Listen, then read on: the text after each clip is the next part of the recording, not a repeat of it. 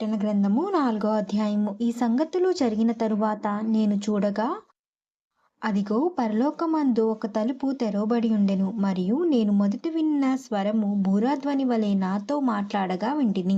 ఆ మాట్లాడిన వాడు, ఇక్కడికి ఎక్కి రమ్ము, ఇక మీదట జరగవలసిన వాటిని నీకు కనపరచెదనెను. వెంటనే నేను ఆత్మవశుడనైతిని. అదిగో పరలోకమందు ఒక సింహాసనము వేయబడి ఉండెను. సింహాసనమందు ఒకడు ఆసీనుడై ఉండెను. ఆసీనుడైన వాడు దృష్టికి సూర్యకాంత పద్మరాగములను పోలినవాడు. మరకతమణి వలె ప్రకాశించు మేఘధనుస్సు సింహాసనమును ఆవరించి ఉండెను. సింహాసనము చుట్టూ 24 సింహాసనములుండెను.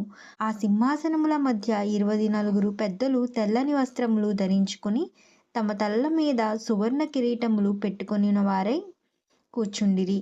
ఆ సింహాసనములో నుండి మెరుపులను, ధ్వనులను, ఉరుములను బయలుదేరుచున్నవి. మరియు ఆ సింహాసనము ఎదుట 7 దీపములు ప్రజ్వలించుచున్నవి. అవి దేవుని 7 ఆత్మలు. మరియు ఆ సింహాసనము ఎదుట స్ఫటికమును పోలిన గాజు వంటి సముద్రమున్నట్లుండెను. ఆ సింహాసనమునకు మధ్యను, సింహాసనము చుట్టూను, ముందును వెనుకను కన్నులతో నిండియున్న 4 జీవులుండెను.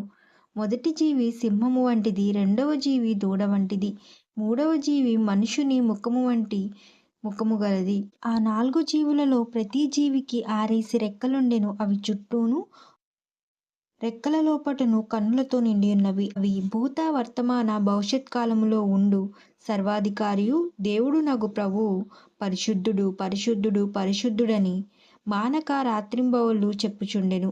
ఆ సింహాసనమందు ఆసీనుడై ఉండి యుగయుగములు జీవించుచున్న వానికి మహిమయు, ఘనతయు, కృతజ్ఞతాస్తుతులను కలుగునుగాక అని ఆ జీవులు కీర్తించుచుండగా, ఆ 24 పెద్దలు సింహాసనమందు ఆసీనుడై ఉన్నవాని ఎదుట సాగిలపడి యుగయుగములు జీవించుచున్న వానికి నమస్కారము చేయుచు, ప్రభువా, మా దేవా, నీవు సమస్తమును సృష్టించితివి.